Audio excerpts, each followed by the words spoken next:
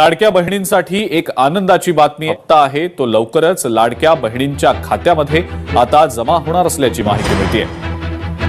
लाडक्या बहिणींसाठी ही खरं तर खुश खबरच म्हणावी लागेल। तो हप्ता आहे तो आता लाडक्या बहिणींच्या खात्यामध्ये लवकरच सरकारकडून जमा केला जाणार आहे। लाडक्या बहिणींसाठी आज आनंदाची बातमी आहे। लाभार्थ्यांच्या खात्यामध्ये जूनचा हप्ता जमा होणार आहे। लाडकी बहीण योजनेची रक्कम आता महागाईनुसार वाढवा पंतप्रधान आर्थिक सल्लागार समितीने ही शिफारस केली आहे। योजनेचं मूल्यमापन करून बदल करण्याच्या सूचना करण्यात आल्यात। वाढती महागाई आणि बदलत्या कौटुंबिक गरजांनुसार थेट बँक खात्यामध्ये जमा होणारी सध्याची ही 1500 रुपयांची रक्कम पुरेशी आहे की नाही हे तपासण्यासाठी या योजनेचं मूल्यमापन करावं आणि त्यामध्ये बदल केले जावेत असा सूर समितीच्या ताज्या चर्चापत्रातून उमटलेला आहे। लाडकी बहीण योजना कधीही बंद होणार नाही। हे पात्र लाडकी बहीण वंचित राहू शकत नाही, राहणार नाही। या महिलेच्या नावावर पुरुषांनी जर तो फायदा उचलला असेल तर सांगा बरं, या लाडकी बहीण योजनेचं पंतप्रधानांच्या आर्थिक सल्लागार समितीने सुद्धा ॲप्रिशिएशन केलंय। राज्याच्या इतिहासामध्ये आजवर झाल्या नव्हत्या एवढ्या लोक कल्याणकारी योजना देखील आम्ही सुरू केल्या। तडक निर्णय घेण्याची धमक आम्ही दाखवली।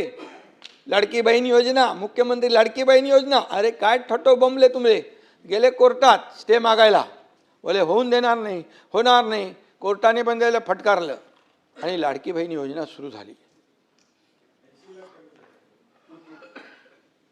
त्याच्यामध्ये पात्र लाडकी बहीण वंचित राहू शकत नाही, राहणार नाही आणि मुख्यमंत्री माझी लाडकी बहीण योजना कधीही बंद होणार नाही हे लक्षात घ्या। आता जर त्या महिलेच्या नावावर पुरुषांनी जर तो फायदा उचलला असेल तर सांगा बरं, सांगा बरं। आणि म्हणून आपल्याला मी सांगतो, या लाडकी बहीण योजनेचं पंतप्रधानांच्या आर्थिक सल्लागार समितीने सुद्धा ॲप्रिशिएशन केलंय। पुढल्या 2 आठवड्यामध्ये हप्ता मिळण्याचा अंदाज वर्तवला जातोय। ई-केवायसी केली नाही त्या महिला मात्र अपात्र होणार आहेत। ई-केवायसी करण्यासाठी 30 एप्रिलची अंतिम मुदतवाढ दिली गेली होती, त्यामुळे आता ज्यांनी केवायसी केलेली नाही त्या मात्र अपात्र होणार आहेत। यंदाच्या वर्षासाठी 28,000 कोटींची तरतूद सरकारने करून ठेवली। मुख्यमंत्री माझी लाडकी बहीण योजनेला आता 2 वर्ष पूर्ण झाली आहेत। निकष न पाळल्यानं तब्बल 81 लाख महिला अपात्र ठरल्यात। योजनेची रक्कम महागाईनुसार वाढवण्याची शिफारस पंतप्रधानांच्या आर्थिक सल्लागार समितीने केलेली आहे। समितीच्या अहवालानुसार या योजनेमुळे महिलांची आर्थिक स्थिती सुधारली आहे। सध्या मिळणारे 1500 रुपये पुरेसे आहेत की नाही याचं मूल्यमापन करून ही रक्कम वाढवावी असं समितीचा सूर असल्याचं समजतंय। त्यामुळे लाडकी बहीण योजनेचे पैसे लवकरच वाढणार का याकडे सर्व महिला वर्गाचं लक्ष आहे। लाडकी बहीण योजनेचे पैसे वाढवा असं यावेळेस केंद्रीय समितीनं शिफारस केलेली आहे। अहवाल त्या संदर्भातला दिलेला आहे। आता सरकार या संदर्भात काय निर्णय घेते हे पाहणं महत्त्वाचं ठरेल।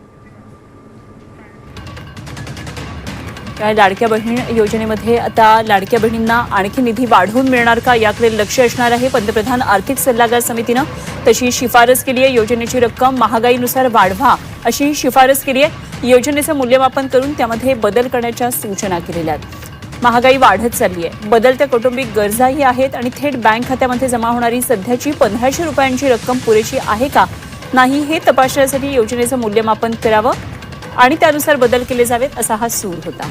केवायसी न झालेल्या लाडक्या बहिणींसाठी अत्यंत महत्त्वाची बातमी आहे। ज्यांची केवायसी बाकी आहे त्यांना पुन्हा संधी देण्यास सरकारची तयारी आहे। ज्यांना केवायसी करायची असल्यास विंडो ओपन करण्यासाठी सुद्धा तयार असल्याचं मुख्यमंत्र्यांनी सांगितलं। केवायसी अभावी 60 लाख लाडक्या बहिणींचा लाभ बंद झालाय। लाडक्या बहिणींच्या केवायसी बाबत मुख्यमंत्र्यांनी महत्त्वाचे संकेत दिलेले आहेत। आपण हे सांगितलं होतं केवायसी करून घ्या, म्हणजे जे काही माहिती तुम्ही सादर केलेली आहे ती आतापर्यंत सत्य मानण्यात आली, आता त्याची कागदपत्र द्या। पण मोठ्या प्रमाणात केवायसी झाली नाही। जवळपास 9 महिने सातत्याने पाठपुरावा केल्यानंतरही ज्यांनी केवायसी केली नाही ते अर्थातच कुठला तरी एखादा निकष पार पाडत नाही म्हणून त्यांनी केवायसी केली नाही। 1,70,00,000 महिला ज्या आहेत या निकष पूर्ण पार करतात, त्यांची केवायसी झालेली आहे, त्यामुळे त्यांना लाडक्या बहिणीचे पैसे मिळतच राहतील। ज्यांनी केवायसी केली नाही त्यांना आता आम्ही पैसे देणार नाही। आणि आजही यांच्यापैकी कोणी जर KYC करणार असेल तर आम्ही विंडो ओपन करायला तयार आहोत आणि त्यांना लाभ द्यायला तयार आहोत. केवायसी पूर्ण केली त्या लाडक्या बहिणींचे पैसे मिळत राहतील. अपात्र लाडक्या बहिणींकडून पैसे वसूल करणार नाही असं फडणवीसांनी म्हटलंय. ज्या महिला केवायसी करायला तयार असतील त्यांच्यासाठी पुन्हा केवायसी ची विंडो सुरू करण्याची तयारी असल्याचं फडणवीस म्हणाले. 80 लाख लाडक्या बहिणी अपात्र ठरल्याच्या मुद्द्यावरून राजकारण पेटलंय. मात्र या 80 लाख लाडक्या बहिणींकडून सरकार पैसे वसूल करणार नाहीये अशी घोषणा मुख्यमंत्री फडणवीसांनी केली आहे. मात्र या योजनेचा लाभ 14,000 पुरुषांनी घेतलाय. त्यांच्याकडून सरकार पैसे वसूल करणार असल्याचंही फडणवीसांनी म्हटलंय. केवायसी तसेच निकषांची पूर्तता न केल्यामुळे 80 लाख लाडक्या बहिणी अपात्र ठरल्यात. KYC मुळेच नाही तर त्यामध्ये अनेक कारणं आहेत असं स्पष्टीकरण मंत्री अदिती तटकरे यांनी दिलंय. काय म्हणतात तटकरे, काय स्पष्टीकरण दिलंय तटकरेंनी, आपण ऐकूया. काही आमच्याकडे ज्या लाभार्थी महिला आहेत यांनी विनंती केलेली आहे की त्यांनी KYC करून सुद्धा त्यांना लाभ हा बंद झालेला आहे. आम्ही त्याची फेर तपासणी करत आहोत जेणेकरून कुठलीही महिला जिने KYC केलेली असेल ती लाभापासून वंचित राहता कामा नये. योजनेमध्ये काही अर्ज जे आहेत ते बाद झालेले पाहायला मिळतात. जवळपास अशी संख्या आहे. अर्ज बाद झालेले नाही आहेत. खरं तर महायुतीची एक सर्वात महत्त्वाकांक्षी योजना म्हणजे मुख्यमंत्री माझी लाडकी बहीण योजना आहे. याची KYC ची प्रक्रिया ही साधारणपणे गेल्या वर्षी ऑगस्ट महिन्यामध्ये सुरू झाली होती आणि त्याला पहिल्या सुरुवातीच्या ह्याच्यामध्ये जवळपास 3 महिन्याचा कालावधी देण्यात आला होता. मग वाढवून आणखीन 2 महिने दिला, आणखीन 2 महिने त्याच्यामध्ये वाढ झाली आणि असा 8-10 महिन्यांचा कालावधी हा KYC साठी दिला होता. आणि ही KYC प्रक्रिया ही फक्त ह्या लाडकी बहीण योजनेमध्ये नाही आहे, तर ज्या ज्या राज्याच्या डायरेक्ट बँक ट्रान्सफरच्या योजना आहेत म्हणजे DBTच्या योजना आहेत ह्या सगळ्यांमध्ये KYC प्रक्रिया केली जात असते. आणि हा जो 80 लाखाचा आकडा आहे हा फक्त KYCचा नाही. यात KYCचे काही महिला असतील ज्यांनी KYC केलेली नसेल इतक्या मुदतीत सुद्धा तेही आहेत.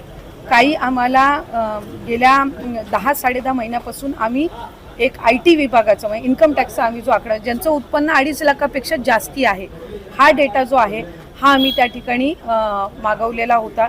त्याला साधारणपणे 10-11 महिन्याचा कालावधी गेला तर त्या जवळपास एक 11, 11.5, 12 लाख हा तो डेटा याच्यामध्ये 80 लाखामध्ये समावेश आहे. याच्यात 4.5-5 लाख अशा महिला आहेत ज्या 65 वयोगटाच्या पुढे गेलेल्या आहेत जे वयाचं निकष आहे तर त्यामध्ये असतील. त्याच्यानंतर याच्यात सरकारी कर्मचारी ज्यांनी लाभ घेतला होता ते काही हजारांमध्ये होते, 14,000-14,500 असतील. त्यांच्याकडून वसुली जी आहे ही गेल्या 8 महिन्यापासूनच सुरू आहे त्याच्यामुळे ते याच्यामध्ये आहेत. तर अशा पद्धतीनं काही नमो शेतकरीचे आहेत जे नमो शेतकरीचाही लाभ घेत होते याचाही घेत होते. तर अशा पद्धतीनं ते साधारणपणे हा आकडा आहे. याच्यात सुद्धा काही आमच्याकडे ज्या लाभार्थी महिला आहेत यांनी विनंती केलेली आहे की त्यांनी KYC करून सुद्धा त्यांना लाभ हा बंद झालेला आहे. आम्ही त्याची फेर तपासणी करत आहोत जेणेकरून कुठलीही महिला जिने KYC केलेली असेल ती लाभापासून वंचित राहता कामा नये. त्याच्यामुळे राज्याचे मुख्यमंत्री देवेंद्र फडणवीस साहेब, एकनाथजी शिंदे साहेब, आदरणीय सुनेत्रा काकी असतील, मंत्रिमंडळ असेल यांच्या याच्यानी आपण ती ज्यांनी KYC केलेली आहे पण त्यांचा कदाचित काही कारणास्तव टेक्निकल अडचणीमुळे लाभ बंद झाला असेल ती आम्ही करतोय. काही अशा आहेत ज्यांनी संजय गांधी निराधार योजना आणि लाडकी बहीण योजना ह्या दोन्हीमधून जे लाभ घेत होते ते छाननीमध्ये कट झालेले आहेत. पण त्यांना दोन्हीपैकी एका योजनेचा कंपल्सरी लाभ हा आपण देणारच आहोत.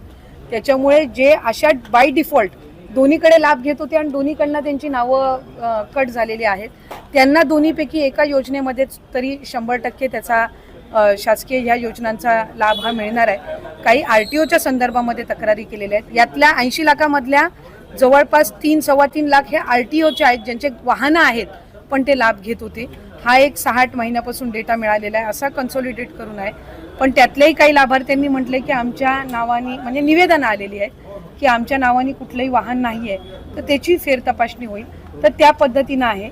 आणि साधारणपणे ज्यांनी KYC चुकवलेली होती त्यांना 30 एप्रिलपर्यंतची मुदत ही देण्यात आलेली होती दुरुस्ती करण्याची. त्यामुळे असं आहे. आणि अजूनसुद्धा फेब्रुवारी-मार्च महिन्याचा लाभ हा आम्ही गेल्या आठवड्यापासून वितरित करायला सुरुवात केली आहे.